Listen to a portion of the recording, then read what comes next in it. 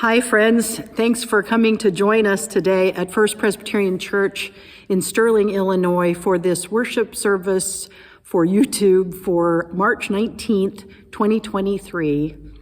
We are in the season of Lent, and we are looking at the subject of love of neighbor, love of God, love of self, and love of enemy. We're so glad that you've come to join us, and we hope you know that you are loved and cared for, and you are worthy, and you are enough. If you'd like to be more of a part of our ministry, we'd welcome you to come and worship with us at 410 2nd Avenue in Sterling, Illinois, every Sunday at 9:30 a.m. If you'd also like to contribute to our conversation or dialogue, if you'd like to join our Bible study, send us a note or a comment here on Facebook or on YouTube or on our website. You can find our email there. And if you'd like to support our ministry financially, you can mail a check or go to our website, and you can see the process of giving a donation there. If you'd like to mail something to us, it's 410 2nd Avenue, Sterling, Illinois, 61081. Friends, you're going to be blessed by the sermon you're going to hear or see, or both, on video today. I am not doing this sermon, so I can extol it without shame. This sermon is preached by Nan Pashon, my colleague here on staff at First Presbyterian Church, and she is going to bring you a beautiful sermon on the subject of mercy as an act of love. So stay with us, and thanks for being here. God bless you. Our theme for this Lenten season 2023 is love. And it is love of God, love of self, love of neighbor, and even love of enemy. To support that theme, we've been listening to some readings from sources other than Scripture to help us center ourselves in that theme and that thought. The theme for this particular week, March 19th, 2023, is Show Mercy. And it is a way to explore what it means to really love God, love neighbor, and particularly love enemies when we think about showing mercy. So listen to this excerpt from a poem by Alexander Pope called The Universal Prayer. If I am right, thy grace impart still in the right to stay. If I am wrong, oh, teach my heart to find a better way. Save me alike from foolish pride or impious discontent at aught thy wisdom has denied or aught thy goodness lent. Teach me to feel another's woe, to hide the fault I see, that mercy I to others show, that mercy show to me. Mean though I am, not wholly so, since quickened by thy breath, O lead me wheresoe'er I go, through this day's life or death. This day be bread and peace my lot, all else beneath the sun thou knowst if best bestowed or not, and let thy will be done. To thee whose temple is all space, whose altar earth, sea, skies, one chorus let all being raise, all nature's incense rise.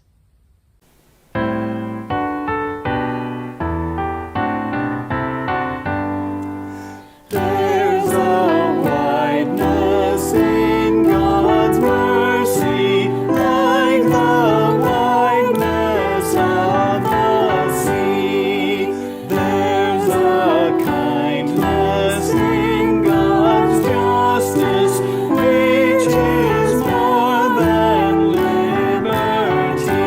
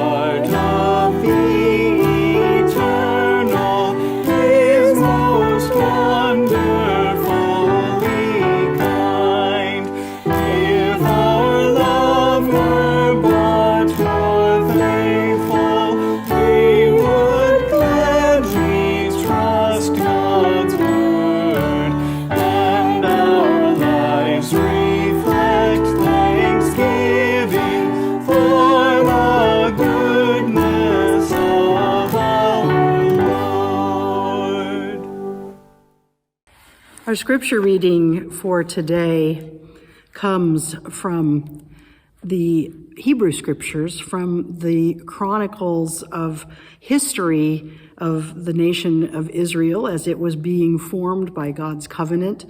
And one of those books of history is called 1 Samuel. And in this book, we begin to see the era of Israel when they had kings. They had wanted kings for a very long time, and God had kept telling them, no, you don't really want a king.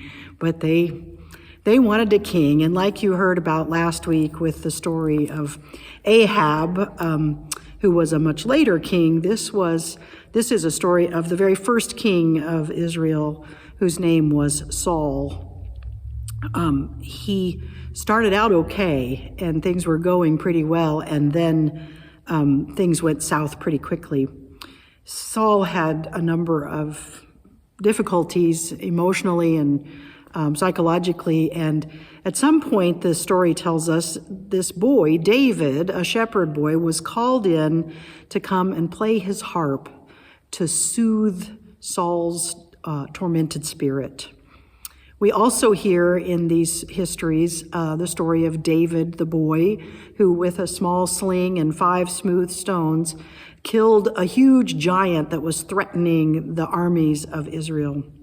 So we have some stories of David, and then eventually we hear that Samuel the prophet is told by God, things are not working out with Saul. Saul's days as king are soon to be ended. I need you to go anoint another king for me. So go to the house of Jesse, and that's David's dad. Go to the house of Jesse and anoint me a new king. So Samuel goes, and Jesse has a bunch of sons, and Samuel sees each one of them one by one and thinks, well, this must be the one. He's a good-looking kid, looks really like king material. And they're not. Finally, they run out of sons, and Samuel says to Jesse, you got any more sons? And Jesse says, well, just David, he's just a kid and he's out with the sheep. And Samuel said, well, bring him here. They go get him. David shows up. Samuel looks at him and God says, this is the one, anoint him king. So at this point now, Saul is aware that there's trouble. He is furious with David and he is on the hunt to kill him. David is the best friend of Saul's son Jonathan, which is a beautiful story of 2 men in a loving relationship in this part of the history of Israel. But here we see they are at war. Saul has a much bigger army than David, and David's been kind of on the run trying to not get killed by Saul and his armies, and he's hiding in a cave. And here's what happens. When Saul, I should say this is 1 Samuel 24, verses 1 through 19. When Saul returned from following the Philistines, he was told, David is in the wilderness of En-Gedi. Then Saul took 3,000 chosen men out of all Israel and went to look for David and his men in the direction of the rocks of the wild goats. He came to the sheepfolds beside the road where there was a cave, and Saul went in there to relieve himself. Yes, it's in the Bible. He went in there to relieve himself. We don't know number 1 or number 2, but he went in there. Now David and his men were sitting in the innermost parts of the cave. The men of David said to him, here's the day of which the Lord said to you, I will give your enemy into your hand, and you shall do to him as it seems good to you. Then David went and stealthily cut off a corner of Saul's cloak. Afterward, David was stricken to the heart because he had cut off a corner of Saul's cloak. He said to the men, the Lord forbid that I should do this thing to my Lord, the Lord's anointed, to raise my hand against him, for he is the Lord's anointed. So David scolded his men severely and did not permit them to attack Saul. Then Saul got up and left the cave and went on his way. Afterwards, David also rose and went out of the cave and called after Saul, my Lord the king. When Saul looked out behind him, David bowed with his face to the ground and did obeisance. David said to Saul, "Why do you listen to the words of those who say David seeks to do you harm? This very day your eyes have seen how the Lord gave you into my hands in the cave, and some urged me to kill you, but I spared you. I said, I will not raise my hand against the Lord's anointed, against my Lord, for he is the Lord's anointed.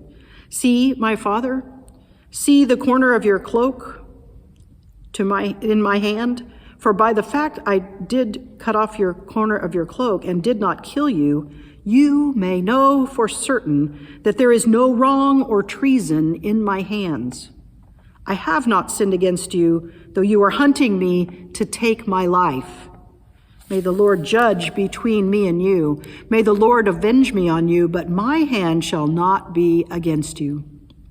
As the ancient proverb says, out of the wicked comes forth wickedness, but my hand shall not be against you. Against whom has the king of Israel come out? Who do you pursue? A dead dog, a single flea?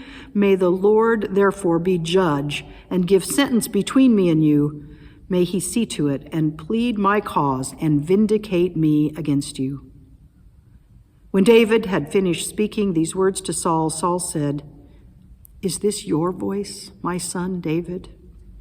Saul lifted up his voice and wept. He said to David, "You are more righteous than I, for you have repaid me good where I have repaid you evil. Today you have explained how you have dealt well with me in that you did not kill me when the Lord put me into your hands. For who has ever found an enemy and sent the enemy safely away? So may the Lord reward you with good for what you have done to me this day." The word of the Lord. Thanks be to God. Now, I don't want to be indelicate, but wow. To have your enemy in a position like this, literally with their pants down, cue flashback to Game of Thrones, it's just too good to be true.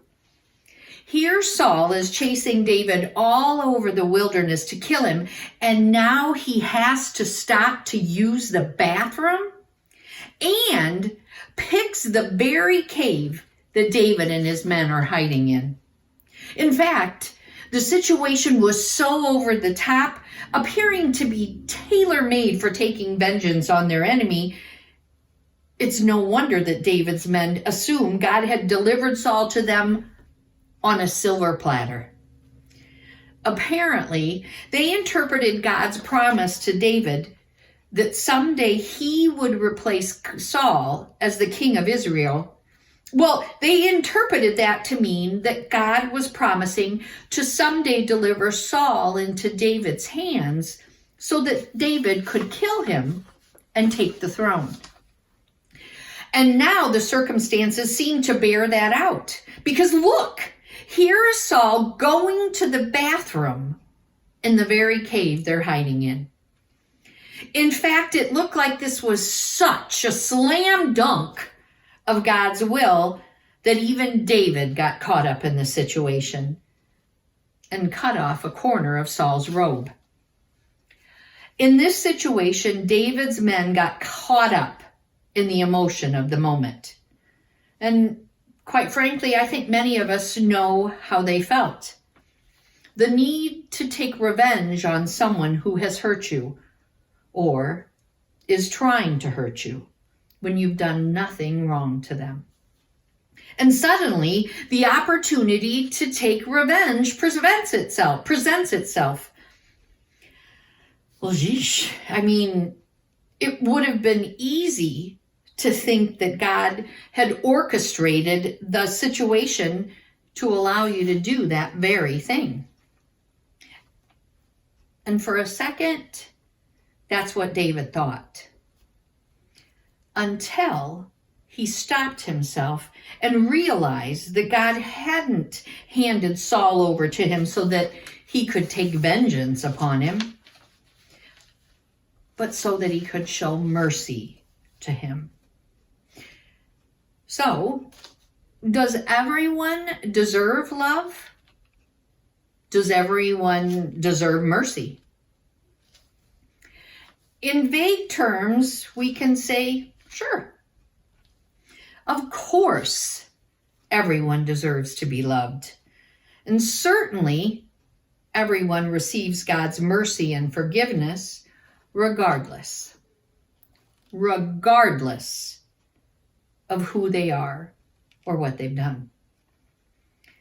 It's the vagueness of these ideals that allows us to get on board with them, but give us someone specific, and these start to break down. Take, for example, the story of Matthew Shepard. You may remember this story. Matthew was a gay American student at the University of Wyoming who was kidnapped by Aaron McKinney and Russell Henderson on the night of October 6, 1998. They drove Matthew to a remote rural area in Laramie, Wyoming, and proceeded to rob, torture, and pistol whip him, tying him to a barbed wire fence and leaving him to die. Shepard was pronounced dead 6 days after the attack. He was 21 years old.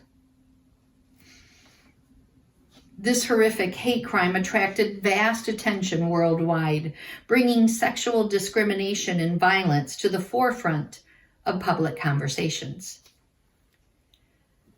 I was reminded of all of this when I went to Dixon with Pastor Christina this past Friday and watched the Laramie Project. The Laramie Project is a documentary-style play that analyzes Matthew Shepard's death and paints a portrait of a town coming to grips with this horrific crime. I have a confession to make, or as the worship team calls it, a nangit. I do not like watching productions that highlight how horrible people can be to one another. And let me add, or maybe clarify, I, without a doubt, believe that history should be remembered and retold. But I'm haunted, as I should be, by the crimes that are portrayed in these productions. So, up until I left the house, I was trying to think of a valid excuse to back out of attending this play with Christina. You figured out by now that I couldn't whoop up a cough or a runny nose or a sick kid. So off I went to meet Christina. And of course, the play was all the things. The play shocks, challenges, and moves all who watch it as it reveals the lowest depths of hatred and the greatest heights of compassion. Now, I expected to end the night wrapped in those depths of hatred, but instead it was the words of Matthew's father, Dennis, at Aaron McKinney's sentencing hearing that are still speaking to me. The prosecuting attorney originally intended to ask for the death penalty.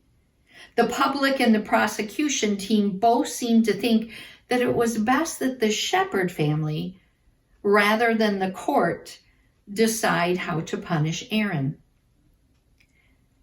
In his heartbreaking statement, he speaks of how his son came into the world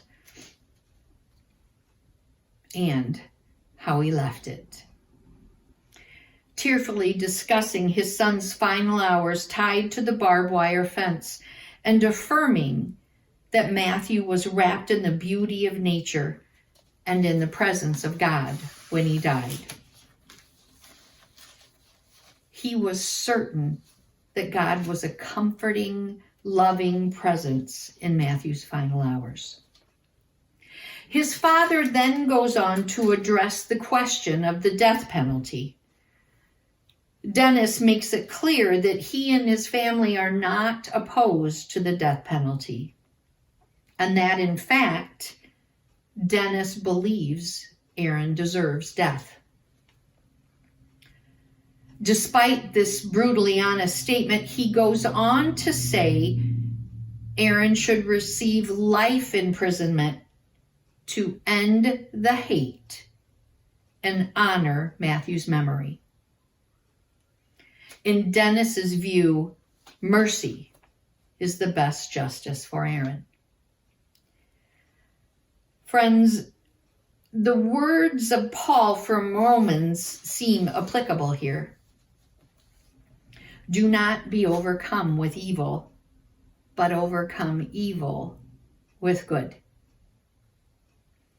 Chased through the wilderness, David has opportunities to kill Saul, save his own life, and finally ascend the throne, but he doesn't act on them.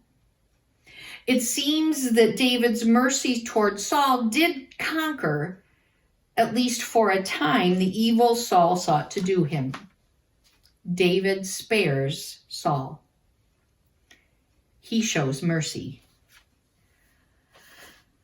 That kind of mercy was unpopular. It could have gotten him in trouble. He faced losing friends over it. His people could have revolted because he spoke lovingly to the evil Saul and showed him what they felt to be undeserved mercy.